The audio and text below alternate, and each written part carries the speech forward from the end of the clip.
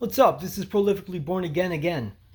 I'm going to show you guys a video, and this is about child trafficking and what they're doing in the United States. And if you look into it, you'll see that there's videos of a Walmart getting shut down and all these things, and they're using these Walmarts to hold children. And I'll show you. Watch this. Give me listen to this. And this video might be taken down soon, so let's pay attention. Than that. It's happening, and the corporate media, of course, is largely ignoring the story for whatever reason. They refuse to touch the story, and when they do, they briefly touch it, and then it disappears. You can't find links on their website. It vanishes very mysteriously when they cover these stories. Many of these kids, these children, are kept in hidden concentration camps in the United States. Yes, I said it. Hidden concentration camps in the United States. We showed you one of these facilities a few months ago here on Redacted, a Walmart facility, a former Walmart facility in Brownsville, Texas, that is holding hundreds, if not thousands, of children before they are sold off. A whistleblower who worked at one of these facilities, MVM is the name of the facility, has come forward to expose all of this. Carlos Ariano is a former U.S. immigration contractor, and he joins us now. Carlos, welcome to the show, and thank you for coming forward to share your story. No, thank you for having me. It's like you said, when it comes to child trafficking, there's so much evil behind it that people don't want to touch the story, and if they do touch it, they touch it briefly. And it just goes to show you how much evil there is behind it, that it holds that much power over people, that it gets kept in the dark. And hopefully we can expose this story. We can shine a light on it today. So anyone watching this, hopefully you can share this story out, share it with people who can spread it around to try to put an end to this awful, awful crime against humanity that's happening in the United States and around the world. So, Carlos, before we dive into some more specifics of this, can you just give us, our audience, a background as to what exactly you did working as an immigration contractor and this company? Is it a government company relationship as a U.S. government contractor, or was it separate from the U.S. government?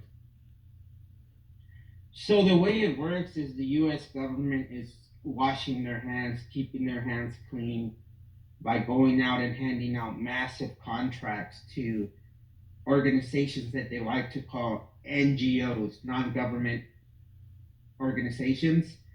And these NGOs, they will get contracts for food services, for laundry services, for educational services for the illegal immigrants. Everything under the sun that you can think of, everything that we have to pay for, they will hand out $100 million contracts to give these services for free to the illegal immigrants. And the company that I work for specifically, their job is they hold the largest contract to move children around the United States of America. So my job was to move children from point A to point B.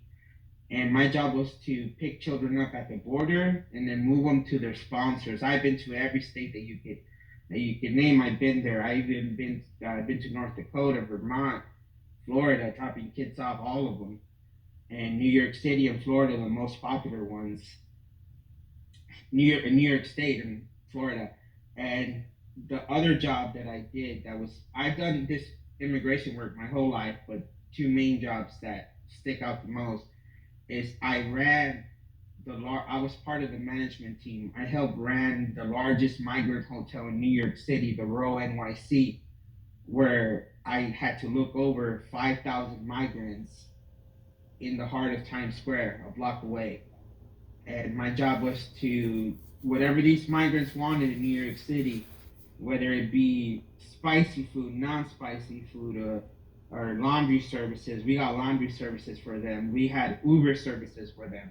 If a migrant in New York City came to me and said, I want to go here in New York City, I want to go here in Brooklyn, but we're in Manhattan, my job was to get an Uber for them and things of that nature.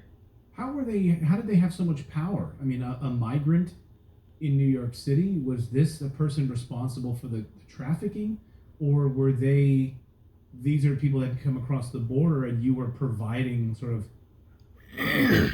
luxuries for them? Can you explain that? Well, the way it works is it's separate NGOs. So The one I escorted children for and the one I worked for in New York City are two separate companies. But the thing that people miss here is, for example, people think it's Governor Abbott who's sending all these people on buses to New York City. And it's not just Governor Abbott. Governor Abbott can account for like 15-20% of the people. Because if you look at the numbers that the state of Texas provides, it's about, they've bussed over about 30,000 people maybe to New York City, but New York City has about 80,000 people currently in their system. So the rest of these 50,000 people are going to NGOs like Catholic Charities at the southern border. And I think Ann talked about Catholic Charities, Ann and Michael. So Catholic bus tickets, airplane tickets, all on the federal taxpayer money to get these illegal immigrants from the border to New York City. So a lot of these illegal immigrants are finding their way through federal taxpayer money from the NGOs to get around the country. But the thing is, they want you to believe that it's Governor Abbott. Governor Abbott is busing people, but it's nowhere near the same numbers that these federal taxpayer-funded NGOs are moving people across the country. And so the federal taxpayer-funded NGOs are bringing these migrants. We'll get back to the children part of this in a second. But for instance, in New York City, bringing these migrants to New York City to live in this, I guess, a hotel. By the way, New York City, Times Square, I used to work at Fox News, 1 block away from where you're talking about. Right there in Times Square. Right there, next to, like a block away from major news organizations, the Today Show, all of the major media, ABC News, all of them a block away from where this is happening, and total radio silence on this. So when they're at these hotels in New York City, what are they doing? Are they children? Are they adults? And then what happens to them? So my hotel was a family hotel. So I had families spread across 28 floors. So from floor 1 all the way up to 28th floor is full of illegal immigrants of family units. But the thing is, they don't do anything all day. You talk to these people, they're not in a rush to leave. They're not in a rush to get out. So that's what my concern was me being familiar with the way these government contracts work. I would tell these people, hey, I'm looking out for you. If you have a family member who can help you out and wants to take you in, my advice to you is take them up on it, because one day this hotel will close down and they're just going to toss you out to the street and you're not going to have anywhere to go. So please, if I'm saying this in a good way, I'm not in a bad way, I'm looking out for you, you got to go. But the thing is, these people would not take me seriously, because Mayor Adams had no rush to push people out. Now that it's gotten out of hand, now he's handing out 60-day notices where he's telling people you have 60 days to find a way to get other kind of housing, and now you're going to be out in the streets. So now that he's enforcing the 60-day notice, now that's why you're seeing these people out in the streets in tents, and they're spilling out over to the streets on the videos where they're sleeping on the side of the road. Is because they didn't run this the right way from the beginning. And for example, the hotel that I worked at, why would you put people all the way up to the 28th floor? Because these migrants are not going to be happy when the time comes to leave, and you're going to have to get the National Guard in there, and you're going to turn into a shoving match. And can you imagine them shoving each other, pushing each other, punching each other on the 28th floor? Someone's going to fall out. And it's like, why would you even do that? Why would you fill this hotel up the whole way? And it's terrible. It's terrible what's happening in New York City, and I don't see it getting any better. It's just going to keep getting worse. I see it ending up like the Paris riots out in France. That's where it's headed.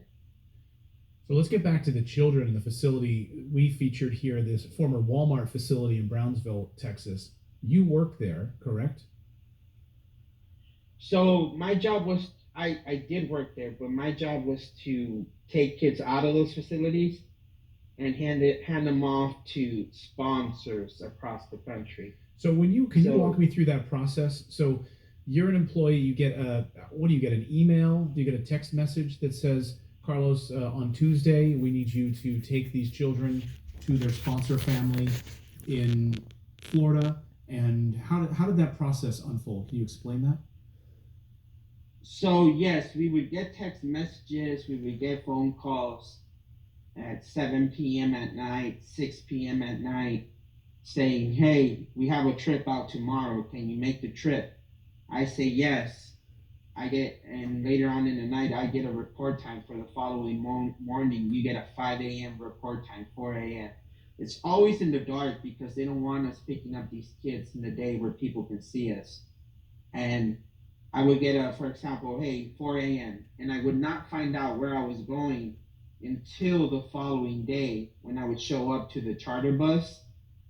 We would get phones given to us, backpacks given to us, and until we got to the shelter, to the Walmart shelters that you broke on your show, we get files saying, "Hey, you're gonna head off to Orlando, Florida. You're gonna head off to Los Angeles. You're gonna head off to Nashville, Tennessee, and you're dropping off 6 kids."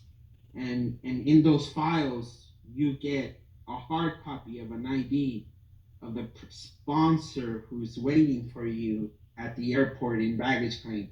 So the handoff is always in baggage claim at these airports. So the hard copy of the ID is the person you want to wait for, and they're supposed to hand you this physical ID to you in person. And you're not supposed to release the kid until you take a picture of the physical ID with the paper copy ID together on a government phone. And these children, these are illegal immigrant children that are being kept there. Are the parents anywhere around at all? No parents. No, these are unaccompanied minors. So all the kids you see in the Walmart shelters, no parents are here. No aunts and uncles are with them. They showed up to the border by themselves. So, and it's with crazy coyotes, because with coyotes bringing them across. They're right. Yeah, correct. Because sometimes I would run into kids who tell me, "A coyote told me exactly how to get to your shelter," is what they would tell me. They told me how many steps to walk north of here, where to turn, and they told me to, if I run into any border patrol agent, to say that I'm a minor, that I'm underage, that I'm gonna run into a building, a shelter, a Walmart type of shelter that's gonna have food for me, that's gonna have laundry services for me. And it would get so suspicious because the kids were being told by the coyotes exactly the way an NGO runs a Walmart shelter.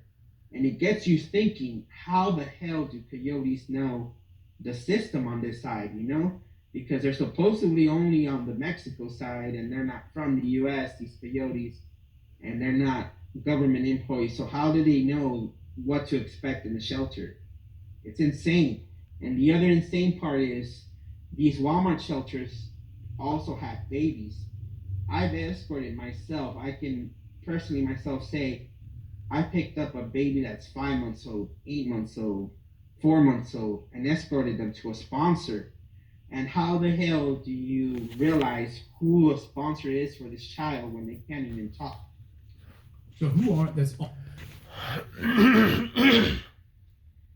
So this is what it is, and I hope y'all realize how real this is and how serious this is. And I hope that y'all can appreciate that these videos won't be up very long. And so send this video to as many people as you can. Please subscribe to my channel. Please press like. This is Prolifically Born Again. We ain't scared to talk or show anything. And we believe in Jesus Christ. He saved our lives. And we love him. And we love you too. We'll talk to you next time. Peace out.